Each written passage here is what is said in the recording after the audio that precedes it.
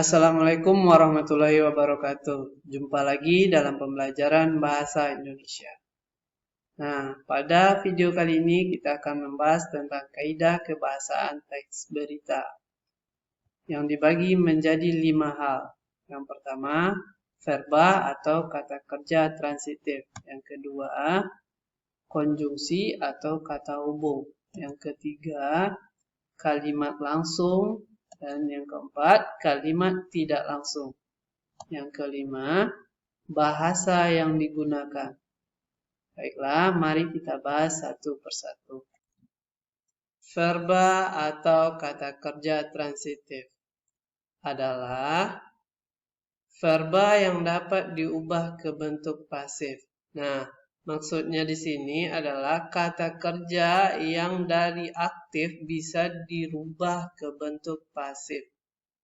Nah, misalnya memukul. Di sini dia melakukan, berarti dia yang aktif. Nah, memukul ini disebut sebagai verba aktif. Nah, apa bentuk pasifnya? Bentuk pasifnya adalah dipukul, berarti di sini dia adalah korban. Maka dipukul di sini adalah verba pasif. Contoh lainnya, mencari. Berarti di sini dia melakukan atau dia yang mencari. Artinya, mencari ini adalah verba aktif. Bentuk pasifnya adalah dicari. Berarti dia yang dicari atau dia yang menjadi korban di sini. Karena dia yang dicari. Nah, itulah bentuk pasifnya. Dicari. Dan lain sebagainya. Nah, contoh di dalam berita, pejabat Kementerian Luar Negeri Tiongkok dituduh kapal-kapal asal Vietnam bahwa mereka telah lebih dari 1.400 kali menabrak kapal-kapal Tiongkok di dekat lokasi anjungan pengeboran minyak yang kontroversial di Laut Tiongkok Selatan. Nah, di sini ada verba pasif, yaitu dituduh. Dituduh. Bentuk aktifnya dari dituduh ini apa? Yaitu menuduh. Nah, perbedaan antara verba pasif dan verba aktif adalah kalau verba aktif diawali dengan me. Kalau verba pasif diawali dengan di. Nah, ingat itu ya. Karena me ini identik sebagai pelaku. Nah, sementara di itu identik dengan korban. Nah, selanjutnya inilah contoh-contoh konjungsi. Nah, pada tahap kedua ini kita akan membahas tentang konjungsi atau kata penghubung temporal. Tapi sebelum itu, kita perlu tahu dulu apa sih itu konjungsi. Nah, konjungsi itu adalah kata penghubung yang menghubungkan dua buah kata, klausa, dan kalimat. Nah, konjungsi ini dibagi dua. Yang pertama adalah konjungsi intrakalimat. Adalah kata penghubung antar klausa. Biasanya terletak di tengah-tengah kalimat. Seperti dan, atau, karena, tetapi, dan lain-lain. Nah, sebelum kita lanjut, alangkah lebih baiknya kita ketahui dulu apa sih itu klausa. Nah, berikut pembahasannya. Nah, di sini Ustadz nggak hanya akan menjelaskan tentang apa itu klausa. Ustadz akan menjelaskan mulai dari satuan gramatikal terkecil, yaitu kata, frasa, klausa, dan kalimat. Nah, kalau dilihat ini seperti pembelajaran matematika, yaitu pada pembahasan himpunan bagian. Nah, sama halnya dengan pembelajaran tersebut, di sini ada kata, yaitu sesuatu yang berdiri sendiri. Terus ada frasa. Frasa ini ada kata di dalam bagian frasa ini nanti. Terus klausa, ada kata dan frasa di dalam bagiannya nanti. Begitu juga dengan kalimat. Di dalam kalimat ini ada kata, frasa, dan klausa di dalam bagiannya. Nah, untuk lebih jelasnya, mari kita bahas satu persatu. Kata adalah satuan bahasa terkecil yang dapat berdiri sendiri. Contoh, minum, pergi, lari, saya, dan lain-lain. Frasa adalah gabungan dua kata atau lebih yang bersifat non-predikatif. Contoh, jalan raya atau highway, kamar tidur atau bedroom, jam tangan atau wristwatch, dan lain-lain. Nah, dari contoh ini kita dapat mengambil sebuah kesimpulan, yaitu bahwa frasa ini adalah dua kata dalam bahasa Indonesia jika diganti ke dalam bahasa Inggris menjadi satu kata. Contohnya, jalan raya menjadi highway. Satu kata dalam bahasa Inggris. Dua kata dalam bahasa Indonesia menjadi satu kata dalam bahasa Inggris. Contoh lagi, kamar dan tidur. Ada dua kata yaitu kamar dan tidur. Jika dipindahkan ke bahasa Inggris menjadi bedroom. Contoh lainnya, jam tangan. Dua kata lagi dalam bahasa Indonesia menjadi satu kata dalam bahasa Inggris, yaitu wristwatch. Klausa adalah satuan gramatikal yang berupa kelompok kata. Sekurang-kurangnya terdiri atas subjek dan predikat atau S dan P. Dan berpotensi menjadi kalimat. Contoh, bagus kecelakaan. Nah, di sini baru terdiri dari subjek dan predikat. Terus, kalimat adalah satuan bahasa yang secara relatif berdiri sendiri atau mempunyai pola intonasi final dan secara aktual ataupun potensial terdiri atas klausa. Contoh, bagus kecelakaan mobil di jalan raya. Nah, ini sudah lengkap SPOK-nya. Nah, pada bagian klausa tadi baru terdiri dari subjek dan predikat. Belum ada objek dan keterangannya. Pada klausa tadi, subjeknya adalah bagus, predikatnya adalah kecelakaan. Nah, pada kalimat, subjeknya adalah bagus, predikatnya adalah kecelakaan, objeknya adalah mobil, di jalan raya adalah keterangannya. Jadi, sudah lengkap SPOK-nya. Nah, dari penjelasan ini, mari kita bahas kembali tentang konjungsi. Nah, setelah penjelasan singkat tadi, barulah kita bisa membahas apa itu konjungsi intrakalimat. Nah, di sini dikatakan kata penghubung antar klausa. Nah, antar klausa berarti ada dua klausa di sini. Contohnya, Dodi kecelakaan, kata hubungnya adalah karena mobil yang dia kendarai mengalami remblong. Jadi Dodi adalah klausa yang pertama. Terus mobil yang dia kendarai adalah klausa yang kedua. Karena sebagai kata penghubung. Oke, kita masuk konjungsi yang kedua. Yaitu konjungsi antar kalimat. Adalah kata hubung yang menghubungkan kalimat satu dengan kalimat lainnya.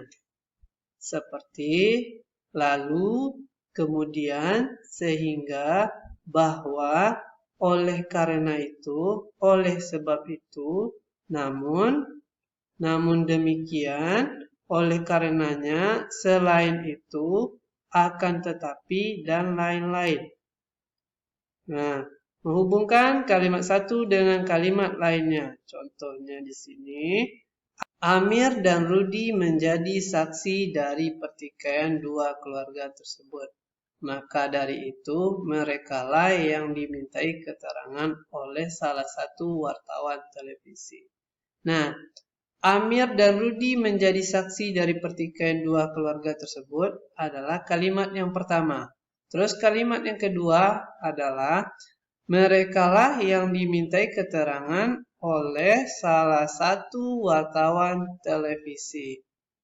Terus, maka dari itu sebagai apa? Maka dari itu di sini berfungsi sebagai konjungsi.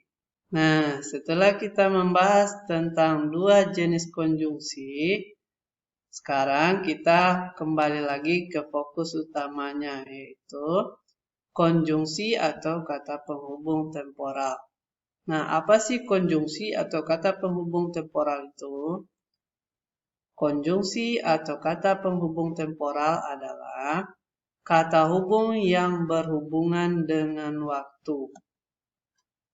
Seperti kemudian, lalu, sesudahnya, setelah, akhirnya, selanjutnya, dan lain-lain. Contohnya, ayah sarapan pagi, kemudian berangkat kerja ke kantor. Kemudian atau konjungsi kemudian menjelaskan tentang apa yang dilakukan ayah setelah sarapan pagi, atau menjelaskan keterangan waktu setelah ayah sarapan pagi. Terus yang B, Boni mengambil tas sekolah, lalu bergegas pergi ke kantor. Kata hubung lalu dalam kalimat ini menjelaskan apa yang dilakukan Boni setelah mengambil tas sekolah.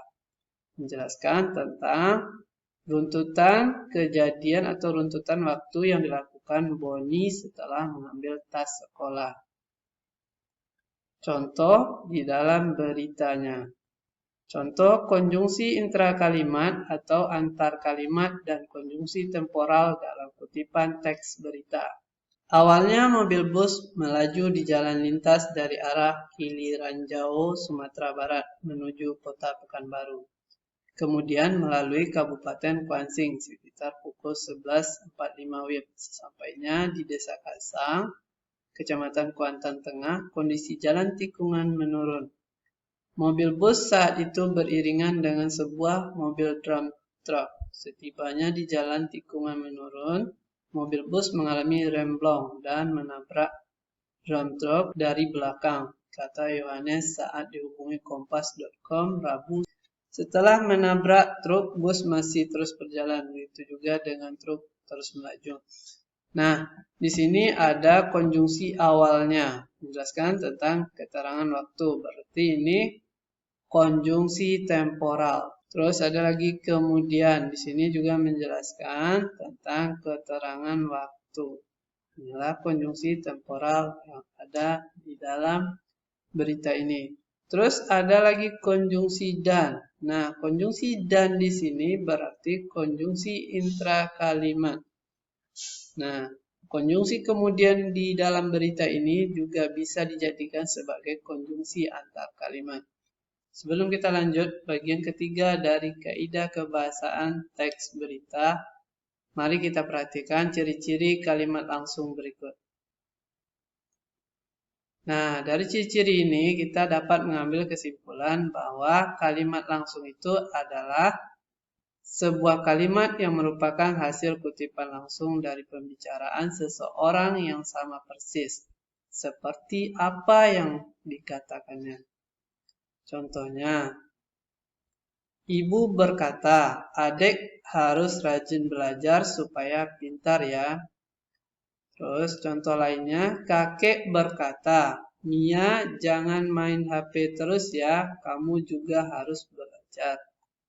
Nah, contohnya di dalam berita. Nah, di sini ada kata mobil bus saat itu beriringan dengan sebuah mobil drum truck. Setibanya di jalan tikungan menurun, mobil bus mengalami remblong dan menabrak drum truck dari belakang, kata Yohanes.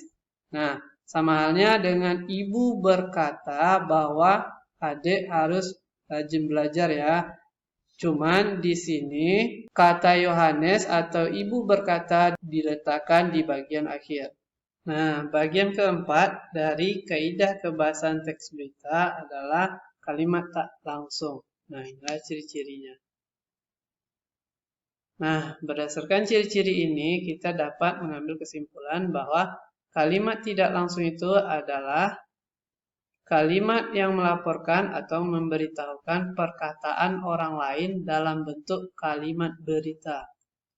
Contohnya, ibu mengatakan bahwa adik harus rajin belajar supaya pintar. Mengatakan berarti ada seseorang yang melaporkan perkataan ibu kepada adik. Terus yang B, kakek mengatakan bahwa Mia jangan main HP terus ya. Kamu juga harus belajar. Nah, di sini ada kata mengatakan atau melaporkan perkataan seseorang lagi, yaitu perkataan kakek. Mari kita lihat contoh di dalam beritanya. Nah, di sini ada kata-kata Kasat Lantas Polres Kuansing AKP Yohanes Basri mengatakan, berdasarkan keterangan dari pengemudi, rem mobil blong dan menabrak drum truk yang ada di depannya.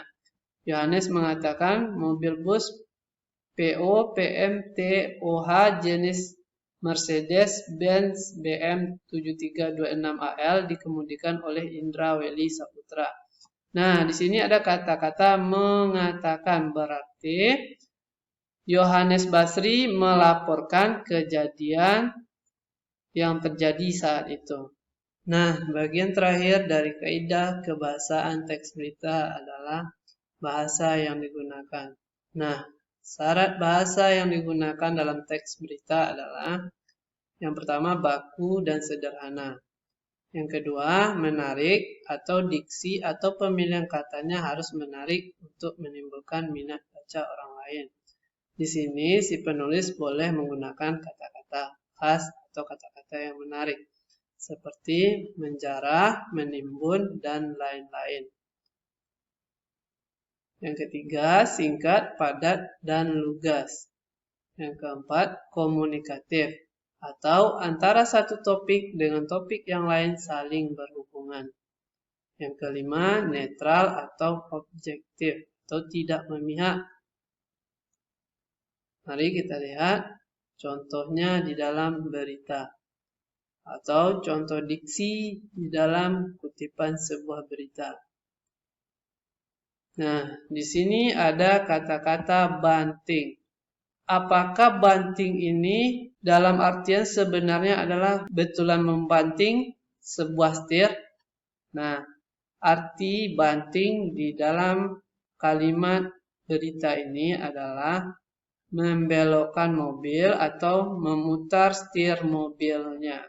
Nah, sekianlah pembahasan kita pada video kali ini. Akhir kata, Assalamualaikum warahmatullahi wabarakatuh.